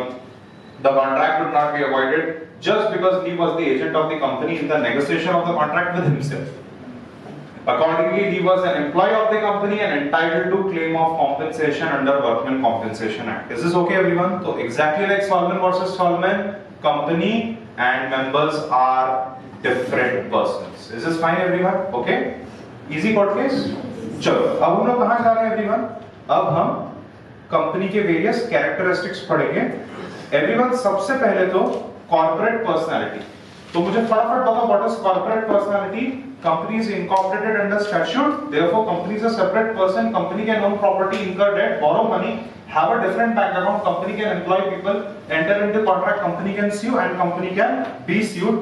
Members can be employees or creditor of the company. A member like Mukesh Ambani can be company's employee as MD. And member can also be creditor of the company. Member can enter into contract of sale of goods with company or supply of services, right? And everyone, members are not personally liable. Solomon versus Solomon. Company का liability कैसा होता है? Limited up to guarantee or face value. Exception is piercing of corporate bill under certain circumstances, जहाँ पे employees या officer, director fraud कर रहे हैं, टैक्स एवेजन कर रहे हैं और वर्कमैन को कॉम्पेंसेशन पे नहीं कर रहे, राइट? तो पियर्सिंग ऑफ कॉर्पोरेट विल ये सेपरेट डॉक्ट्राइन है, उसको अलग से हमें पढ़ना है. परपेचुअल सक्सेशन, मुझे बताना कि एक कोर्ट केस में क्या हुआ था. यूके में सारे share holders of a private company who were directors were meeting for a board meeting. ऊपर से नाजी जर्मनी का बॉम्ब गिरा and all the share holders were killed. तो लीगल एयर्स ने बोला कि कंपनी बंद हो गई ना. जज ने बोला नहीं, you are the new members of the company, the shares revolve around legal heirs. तो जो नॉमिनी उनको शेयर मिल जाएगा and the company will continue. इसको हम कहते हैं transmission of shares. When you sell the shares or you gift it, it is transfer of share. When the share pass on to the legal heir, it is transmission of share. So company stays, you can wind up the company. आप company को liquidate या wind up कर सकते हो. But company यहाँ पे stay करती है, तो members may come and go but the company goes on forever. If all the members are killed in an accident does the company stay?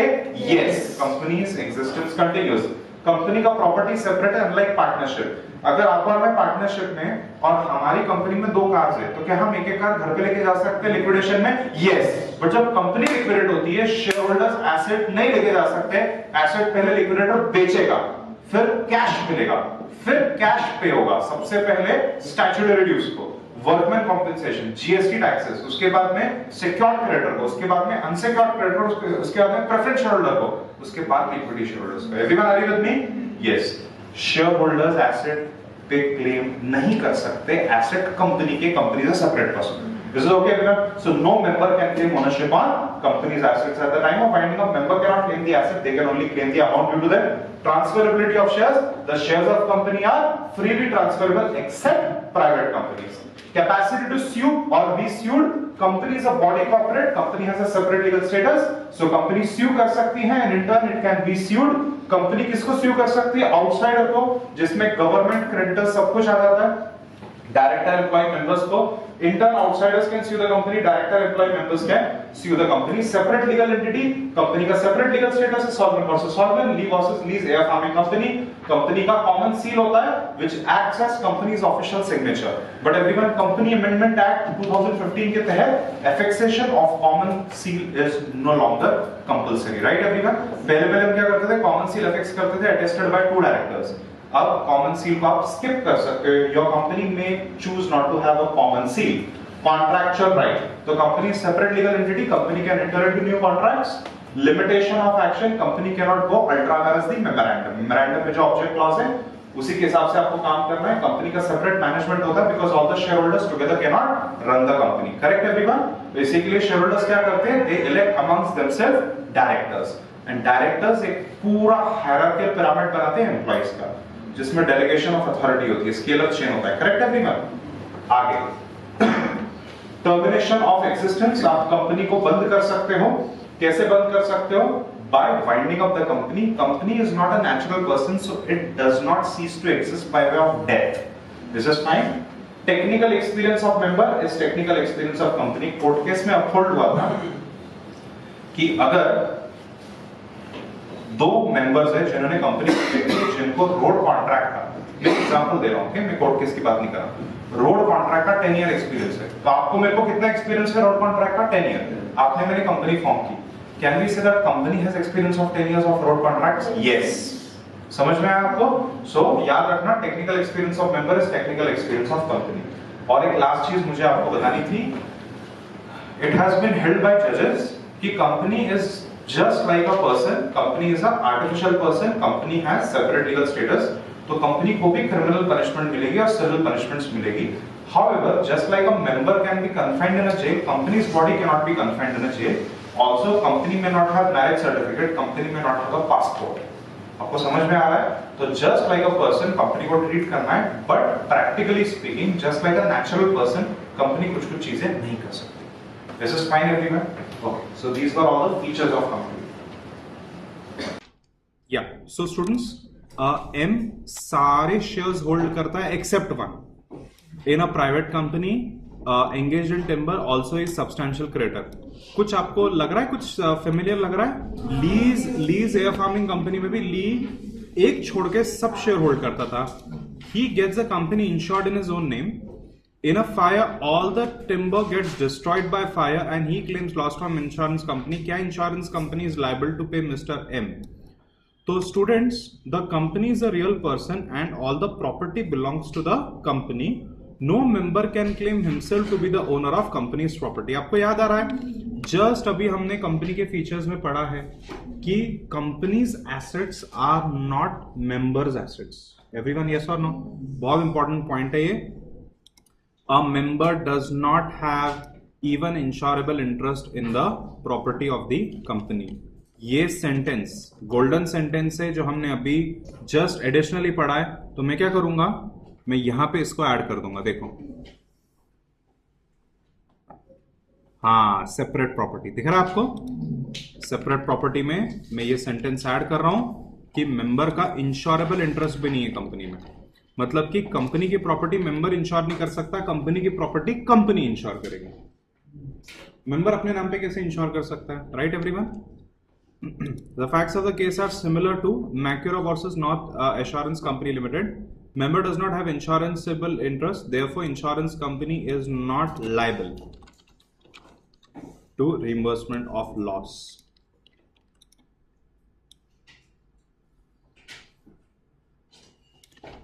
So Macura versus North Assurance Company Limited. ठीक है, done? Okay. NSZ is engaged in petroleum product and is facing the problem of liquidity. Oh, तो क्या होने वाला है? Company बंद हो सकती है। Some difference arises between the workmen and management. The workmen prepared video cassettes showing their struggle against the company's management, advised company secretary whether the company can claim damages. So everyone, the facts of the case are similar to TVS Employee Federation versus TVS. A company has the right to seek damages जहां पे defamatory material are published. It affects his business. Okay, everyone? सही बात है कि नहीं यार?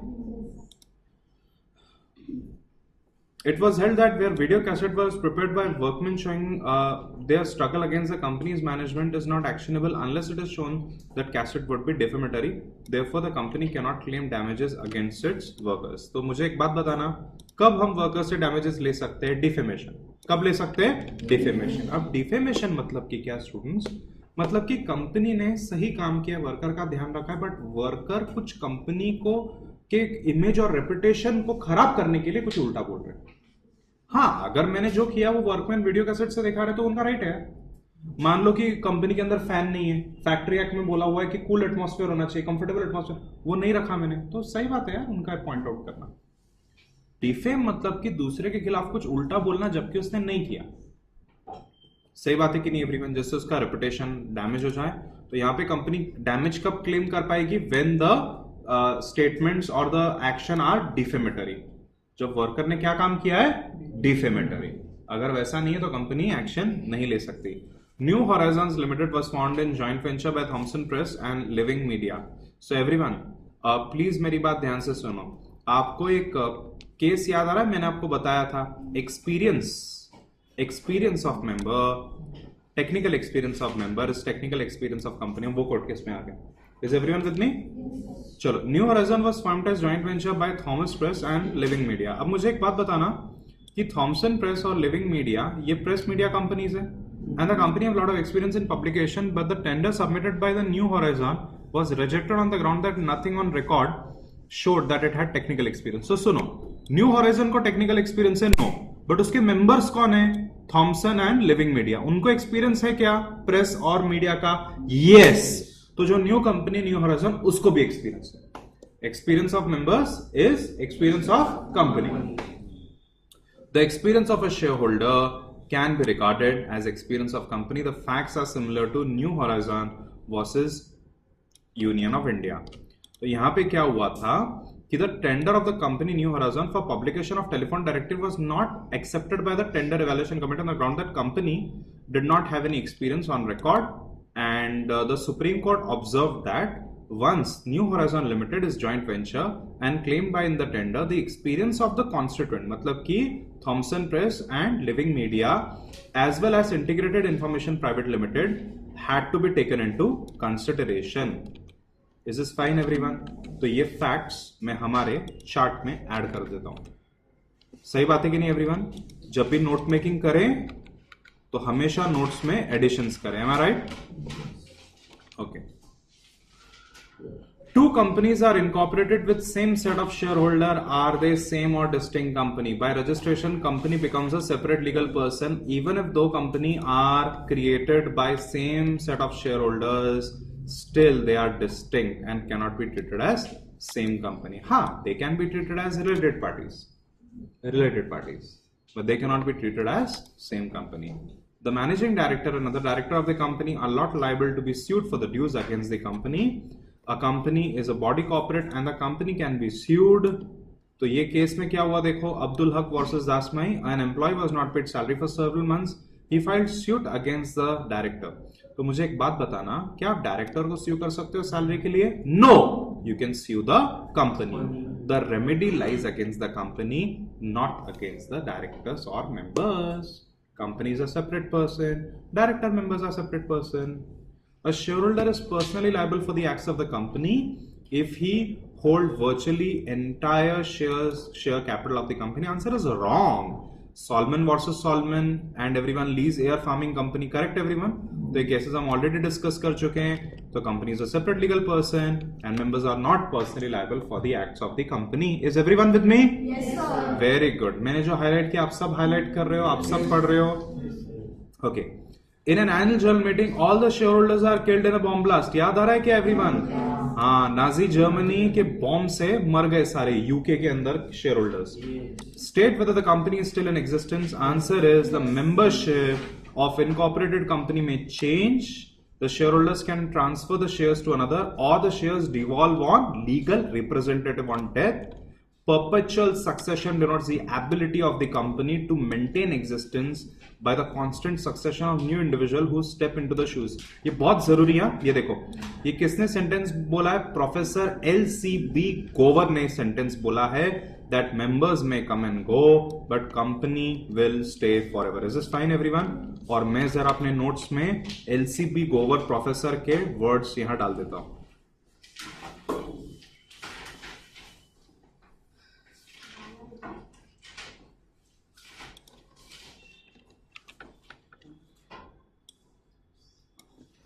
And everyone look at this now. So मुझे बताना कि प्रोफेसर LCB गोवर ने क्या कहा है? Members may come and go but company can go on for ever. During the war all the member of private company while in general meeting were killed by a bomb but the company survived. Not even hydrogen bomb could have destroyed it. Okay. Write a short note on company as an artificial person.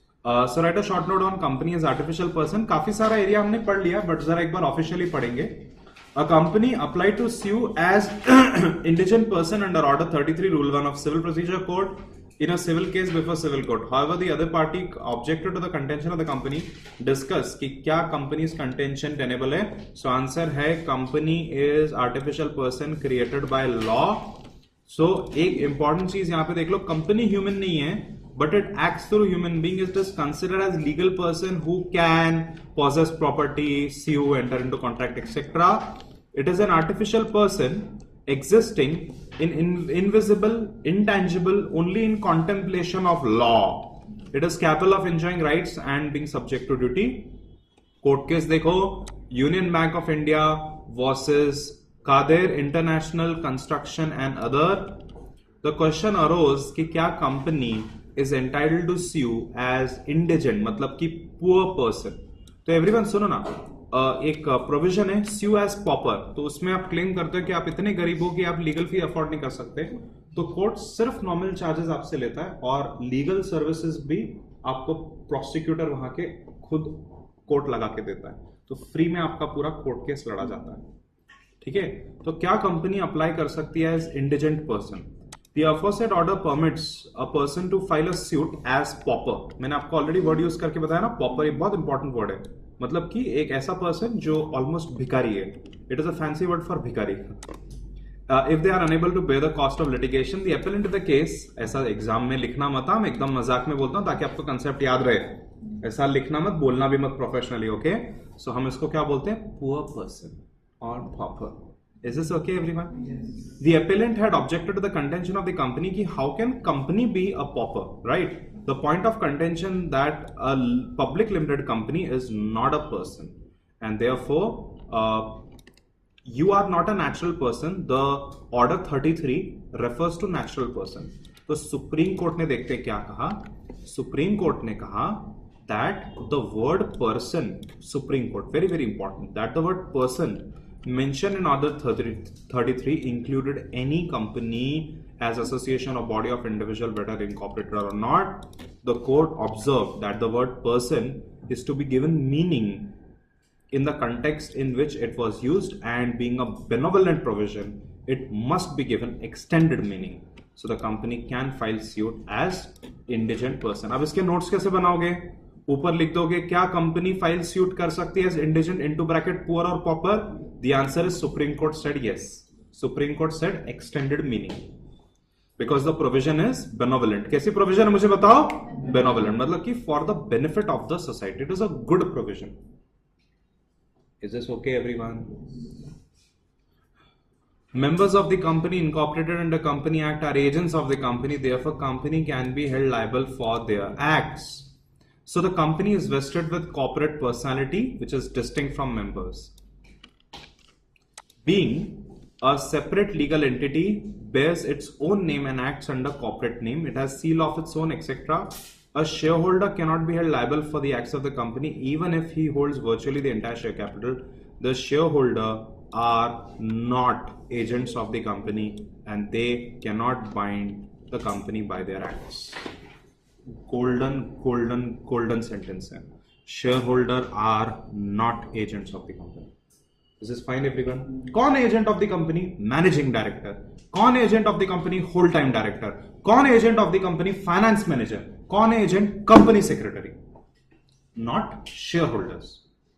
Now I hold shares of Reliance Industry. मैं यहाँ पे बैठ के class में सिखा रहा हूँ. Can I bind Reliance Industry in my contracts? No. Only directors and employees can. Employees are agents. Agreed, everyone? What do you understand by OPC and state the characteristics of OPC? So students, we have already studied this in chapter 1, chapter 2. Please refer to chapter 1, chapter 2. ना कि पढ़ा है उसके हमने पूरे written notes निकाल के लिए थे, right? Okay. एक बार फिर भी आंसर को पढ़ लेना. Distinguish between company and corporation. So generally speaking, an association of person incorporated according to relevant law and clothed with legal personality separate from person is known as corporation. So body corporate और corporation की definition देखते हैं. Body corporate or corporation is a company incorporated outside India, but it does not include a cooperative society. Any body corporate which is specified by central government by notification. So the expression corporation or body corporate is wider than the word company. A corporation soul is single individual constituted as corporation. The crown or a bishop under the English law are examples of this type of corporation. Okay, so everyone, UK में crown होता है. Okay, crown is a separate legal entity. It may be noted that though a corporation soul is excluded from the definition of Company Act, it continues to be legal person capable of holding property. A society registered under Society Registration Act will not come under the term body corporate, ऐसा Supreme Court ने बोला हुआ है. An industrial society formed under Industrial Provident Societies Act is not a company. तो चलो मुझे एक बात बताना, क्या conclusion है? The word corporation or body corporate is a wider word than the word company. Corporation, body corporate में क्या include होता है? All company and any other body corporate incorporated outside India. Okay, but company is company incorporated in India or outside India, having business in India. याद आ रहा है आपको? Yes. So company is a company registered under this act or any other law for the time being in force.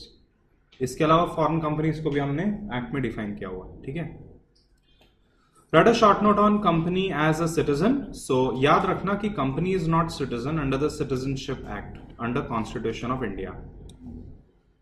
In State Trading Corporation of India court case, the Supreme Court held that the State Trading Corporation, even though legal person, is not citizen and can act only through natural persons. It is to be noted for certain fundamental right enshrined in Constitution for protection of person, right to equality are available to citizens only and not to company. Golden information. Write a short note on nationality and residence of company. Judicial decisions के तहत हमने ये establish किया है कि company is not citizen yet it can have nationality, domicile and residence. हम word use करते हैं ना, domestic company, foreign company, right? In Gasek versus Inland Revenue Commissioners, it was held that limited company is capable of having a domicile. मतलब कि कहाँ पे आप हो, कहाँ पे आप birth हुए, कहाँ पे आप रहते हो, that is domicile. And the domicile is the place of registration and it clings throughout the existence. A joint stock company resides where the place of incorporation is, where the meetings of the whole company or who represented are held. And the governing body meets in bodily presence for the purpose of the company, exercises the power under statute and EOA. क्या advantages है company form of organisation के? Already हमने discuss कर लिया ना everyone, ये देखो यहाँ पे हमने पूरा लिख दिया है, right? So these are characteristic also and these are advantages also. तो कैरेक्टरिस्टिक के साइड पे मैं आपको याद दिलाने के लिए ऐसा भी लिख सकता हूं कि कैरेक्टरिस्टिक्स और एडवांटेजेस ऑफ अ कंपनी.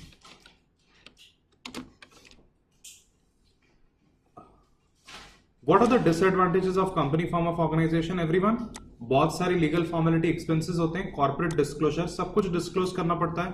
अगर आप लिस्टेड कंपनी हो तो एनएससी बीएससी के एक लिस्टिंग एग्रीमेंट के तहत तो आपको क्वार्टरली इंफॉर्मेशन छापना पड़ता है, right? Separation of control from ownership. मुझे बताना कौन कंट्रोल करता है कंपनी को? Board of director and employees. Owner कौन होता है? Share holders. Greater social responsibility. तो कंपनी ने कुछ भी गलत चीज कर दी तो सब लोग उसको अटैक करने के लिए जाते हैं. थोड़ा सा पोल्यूशन कर दिया तो कंपनी को बंद कर दो. तो बहुत ग्रेट सोशल रिस्पॉन्सिबिलिटी होती है कंपनी की. कंपनी ओज इट्स एग्जिस्टेंस टू सोसाइटी. और ये रिस्पॉन्सिबिलिटी वाले एरिया को हम क्या बोलते हैं? CSR, corporate social responsibility. Company का बहुत ग्रेट टैक्स बर्डन होता है. कंपनी को एवरीवन नॉर्मल टैक्स तो पे करना ही पड़ता है, उनको इनडायरेक्ट टैक्सेस जीएसटी पे करने होते हैं, साथ में डिविडेंड डिस्ट्रीब्यूट करते टाइम डिविडेंड डिस्ट्रीब्यूशन टैक्स, तो डबल टैक्सेशन हो जाता है, right everyone? Detailed winding up procedure. Company को वाइंड अप करना इतना इजी नहीं है, काफी डिफिकल्ट है एवरीवन. कंपनी को वाइंड अप करने के लिए आपको सारे क्रेडिटर्स और सारे डिबेंचर होल्डर्स का अप्रूवल लगेगा, सारे एम्प्लॉयज का अप्रूवल लगेगा, उनका ड्यूज आपको पे करना पड़ेगा. Okay everyone? इसी के लिए तो लोग क्या करते हैं, कंपनीज जो काम नहीं करती ना उसको ऐसे ही छोड़ देते हैं, they make it dormant companies, क्योंकि उसको वाइंड अप करना बहुत डिफिकल्ट है. ऑलराइट एवरीवन, यहां तक ठीक है? Students, the name of the concept is what is corporate wheel and piercing of corporate wheel. तो मेरी बात ध्यान से सुने. कॉर्पोरेट व्हील मतलब कि कॉर्पोरेट पर्दा जो शेयर होल्डर्स को प्रोटेक्ट करता है, जो ऑफिसर्स डायरेक्टर्स को प्रोटेक्ट करता है. तो आप क्या कर सकते हो? You can open a company, और अगर सेम दो लोग पार्टनरशिप खोल सकते थे और लायबल हो सकते थे, तो instead you can open a company और even a limited liability partnership, and then आपके आंखों के सामने एक पर्दा आ जाएगा और जो भी पर्सन कंपनी से डील कर रहा है उसको पर्दा दिखेगा, उसको आप नहीं दिखोगे. तो पर्सन आपको स्यू नहीं कर सकता, वो कंपनी को स्यू कर सकता है. इसको हम बोलते हैं कॉर्पोरेट फासाड और कॉर्पोरेट व्हील. बट अगर आपने फ्रॉड किया, अगर आपने किसी को डिसीव किया या आपने लॉ के प्रोविजंस तोड़ने की कोशिश की, तो कोर्ट क्या करेगा? कोर्ट कॉर्पोरेट व्हील को पियर्स कर देगा या लिफ्ट कर देगा to make the person behind the company liable. This is okay everyone? तो ये कब होगा? लेजिटिमेट बिजनेस में होगा? नो. तो आपने बिजनेस कैरी ऑन किया और आप बिजनेस ठीक से कर नहीं पाए, कंपनी बैंकरप्ट हो गई, company is unable to carry on the business, तो ये केस में लायबिलिटी कहां तक एक्सटेंड होगी? Only company's assets, right? Share holder या डायरेक्टर या एम्प्लॉय की पर्सनल लायबिलिटी नहीं होगी. बट अगर डायरेक्टर, शेयर होल्डर ने या कोई एम्प्लॉय ने कुछ भी गलत काम किया, फ्रॉडुलेंट काम किया, इवेजन ऑफ टैक्स किया, जो लेबर यूनियन है, वर्कमैन उनको बोनस ना पे करें, इसके लिए कुछ उन्होंने अरेंजमेंट की, तो ये सारे सिचुएशंस में पियर्सिंग ऑफ कॉर्पोरेट व्हील हो जाएगा. Okay everyone? सो ये देखो, ये जो कंसेप्ट है लिफ्टिंग ऑफ कॉर्पोरेट व्हील बहुत इंपॉर्टेंट है, बहुत बार एग्जाम में आ चुका है, फिर से एग्जाम में आएगा ये. तो सीलॉ से यहाँ पे उन्होंने शिफ्ट किया हुआ है. जरा ये कंसेप्ट को इन डेप्थ पढ़ेंगे. So students, member are clothed with corporate personality and their association is known by the name of the company. When you incorporate a company, you are not known by your name, you are known by the name of the company. However, sometimes the wheel of corporate personality is used for dishonest and fraudulent purpose. ये keywords याद रखना. कब piercing of corporate wheel हो जाएगा? Dishonest and fraudulent purpose. और क्या क्या keywords है बोलो? कॉर्पोरेट फासाड या कॉर्पोरेट व्हील. इसको क्या कर देंगे हम? पियर्स या लिफ्ट कर देंगे. Okay everyone? तो ये केसेस में court will look into reality and remove the corporate veil. सबसे पहला सिचुएशन हम देखने वाले हैं, number 1, prevention of fraud and misconduct. तो ये किसका कोर्ट केस है बोलो? Gilford motor company versus Horne. तो ध्यान से सुन लो, यहाँ पे क्या हुआ था. यहाँ पे गिलफोर्ड मोटर कंपनी ने हॉर्न को एम्प्लॉय किया था एज एम्प्लॉय, और कंपनी ने हॉर्न को क्या बोला था कि देख यार, you can not solicit our clients. जब भी तू छोड़ के जाएगा तो हमारे क्लाइंट्स को खींच के नहीं लेके जाना. This is a very common problem which you as company secretary chartered accountants are going to face. अगर तुम्हारी CS फर्म है, उसमें तुम्हारा एम्प्लॉय भी CS है, तो employee is in good connection with all the clients. तो अगर एम्प्लॉय चला गया, वो सारे क्लाइंट्स को मैसेज करके बोलेगा आप मेरे पास आ जाओ काम के लिए, है ना everyone? That is called soliciting of clients. तो स्टूडेंट्स, हमने हॉर्न को बोला है क्लाइंट्स को सॉलिसिट नहीं करना, तो हॉर्न ने क्या शानपना किया? He opened a new company and he solicited all the customers of Guildford motor company. Guildford motor company ने बोला what nonsense is going on. तो हॉर्न ने क्या बोला कि मैं तो नहीं कर रहा, कंपनी कर रही है, आई एम नॉट लायबल. आपका मेरे साथ कॉन्ट्रैक्ट है, कंपनी के साथ थोड़ी ना है. कोर्ट ने बोला no, company and Horne you are one and the same and you are liable. Is this okay? तो यहाँ पे देखो मैंने कोर्ट केस पूरा लिखा हुआ है. Horne form the company, carry on competing business, और शेयर्स किसको दे दिए? वाइफ को, and employee of the company को दे दिए उसने. तो कंपनी हॉर्न की कहलाई गई. ओके, क्योंकि आपने जानबूझ के कॉन्ट्रैक्चुअल लायबिलिटी तोड़ने के लिए, ऑब्लिगेशन तोड़ने के लिए किया है. Number 2, company acting as agent. तो स्टूडेंट्स, FG फिल्म्स में क्या हुआ था कि एक अमेरिकन कंपनी थी, अमेरिकन कंपनी ने यूके कंपनी को फाइनेंस किया, और अमेरिकन कंपनी का जो डायरेक्टर था वो 90% शेयर्स होल्ड कर रहा था, यूके कंपनी का 10% वाज होल्ड बाय ब्रिटिशर्स. तो company is UK company, but उसके शेयर्स कौन होल्ड कर रहा है? 90% अमेरिकन. और यूके कंपनी को फिल्म मॉनसून रजिस्टर करनी थी इंडिया में एज यूके फिल्म. तो हमारे बोर्ड ने क्या बोला? तो बोर्ड ऑफ ट्रेड ने बोला कि no, the company is not UK company, the company is American company. Will pierce the veil. और पर्दे के पीछे, यूके कंपनी के पर्दे के पीछे कौन है? अमेरिकन कंपनी है. तो अमेरिकन कंपनी के होने के नाते हम वो फिल्म वैसे रजिस्टर नहीं करेंगे. They refused to register the film because it was made by American Film Group Incorporated. It was held that company is not British, company is American. Okay. Next court case, protection of public policy. आगे के दोनों court case Germany और UK के बीच में जब war का time था. Okay, तो यहाँ पे देखो क्या हो रहा है. Where the doctrine conflicts with public policy, courts have lifted the veil. Do you remember law of contract section 11? Parties incompetent to enter into contract. Alien enemy. Very good. तो एवरीवन, यहाँ पे क्या हुआ कि जर्मन कंपनी को UK company को स्यू करना था for an action. Okay, it was held that German company is enemy company. हमें एक बात मालूम है कि company can not have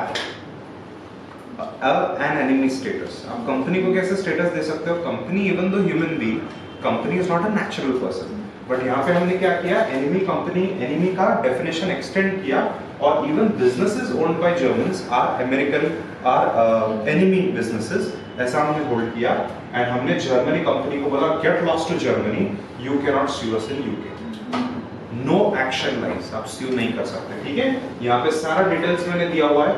the principle was applied against managing director who made use of his position contrary to public policy. House of Lords ने बोला that character of the company is enemy company because the person who are de facto control were residents of Germany. Germany is at war with England. So alien company will not be allowed to proceed with action because it would mean giving money to the enemy. तो जो आपका पैसा है जिसके लिए आप यहाँ पे आके लॉसूट कर रहे हो, get lost to Germany. Go back to Germany again. You are enemy. इससे पहले कि हम आपको उड़ा दें, get lost, right?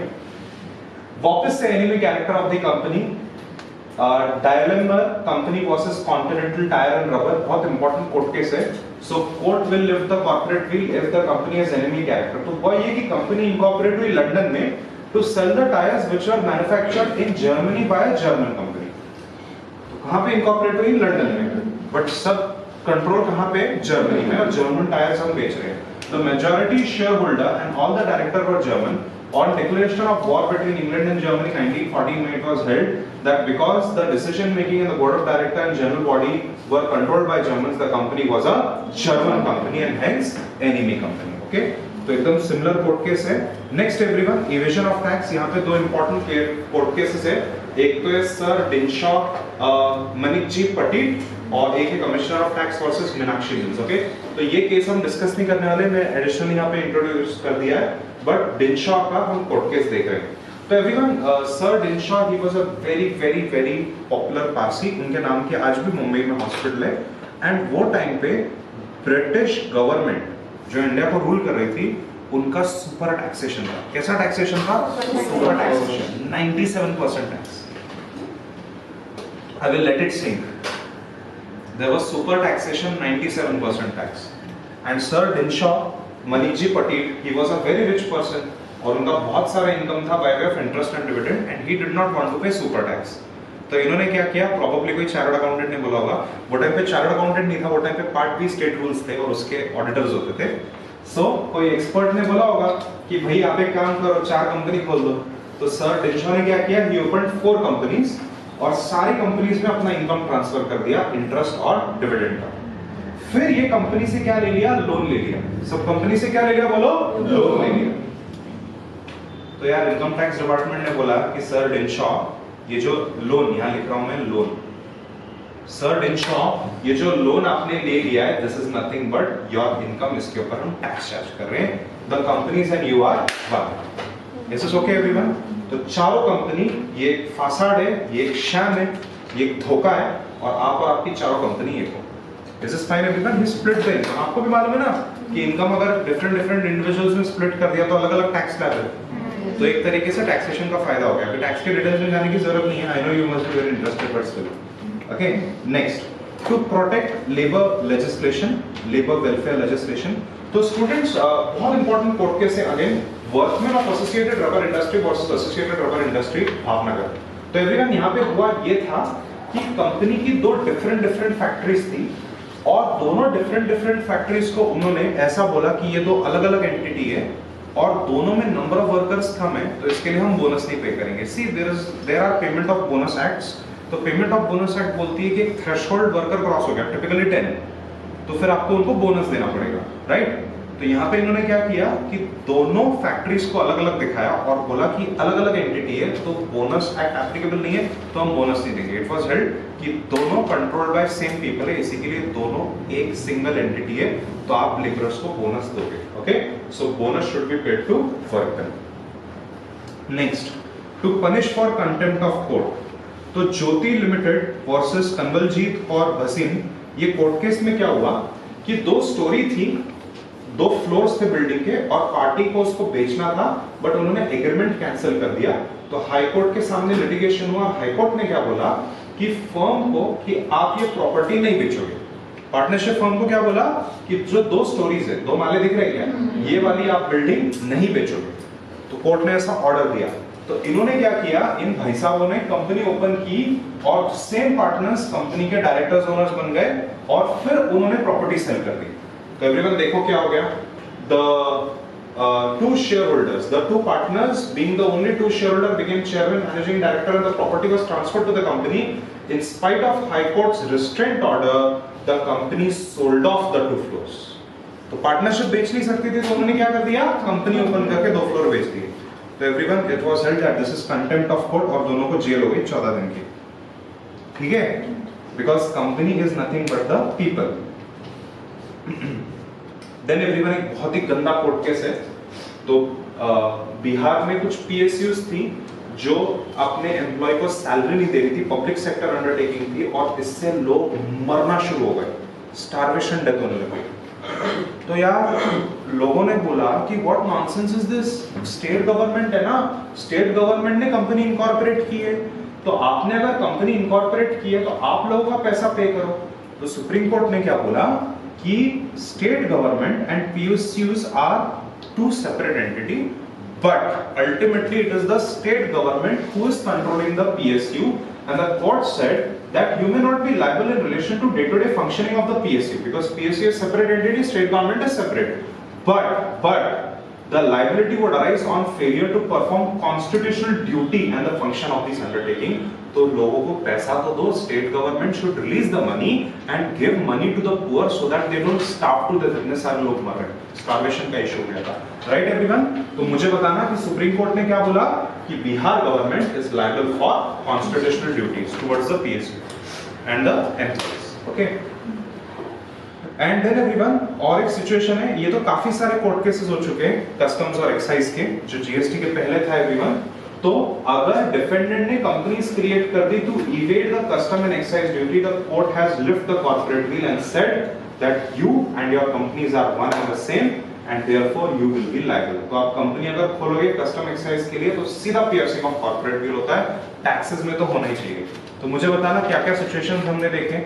हम लोग ने सबसे पहले तो ये देखा कि कैसे आप लोगों को सॉलिसिट करने के लिए, मतलब कि कॉन्ट्रैक्ट को तोड़ने के लिए, इवन वो कौर भसीन के केस में हमने देखा कि आप अगर हाई कोर्ट ने ऑर्डर दिया आपको कि आप 2 स्टोरीज नहीं बेचोगे, तो आप कैसे कंपनी क्रिएट करते हो to circumvent the provisions, right everyone? वो एक सिचुएशन देखा हमने। सर डिनशॉ मनिक जी पटेल का कोर्ट केस देखा जहाँ पे इवेजन ऑफ टैक्स था। वैसे मीनाक्षी मिल्स में भी इवेजन ऑफ टैक्स हो गया। यहाँ पे काफी सारे कोर्ट केसेस हुए जिसमें evasion of customs and excise duty है। Then associated rubber industry Bhavnagar वाले कोर्ट केस में एम्प्लॉइज को बोनस नहीं पे किया जा रहा था। फिर हमने बहुत पॉपुलर सिचुएशंस देखी जहां पे जर्मन कंपनीज को एनिमी कंपनीज बोला गया, करेक्ट है एवरीवन? और एफजी फिल्म्स के केस में क्या हुआ था कि अमेरिकन कंपनी ने यूके कंपनी क्रिएट की और बोला कि यूके कंपनी तो यूके फिल्म है, तो इसको यूके फिल्म नहीं अमेरिकन फिल्म कहलाया गया। सही बात है कि नहीं एवरीवन? तो ये सारे सिचुएशन में लोग या तो दूसरों को बेवकूफ बनाने की कोशिश कर रहे हैं, या तो फ्रॉडुलेंट या डिसऑनेस्ट मींस यूज कर रहे हैं, तो टैक्स को और लेबर लेजिस्लेशंस को, जो लेबर वेलफेयर लेजिस्लेशन है, उसको डिफीट करने की कोशिश कर रहे हैं। इसी के लिए यहाँ पे पियर्सिंग ऑफ कॉर्पोरेट बिल हो रहा है। ओके एवरीवन, काफी इजी एरिया था। अभी आप क्या करोगे, एक एक करके आप चेक कर लो आपने सब पॉइंट्स लिखे हैं कि नहीं, right? Check one by one.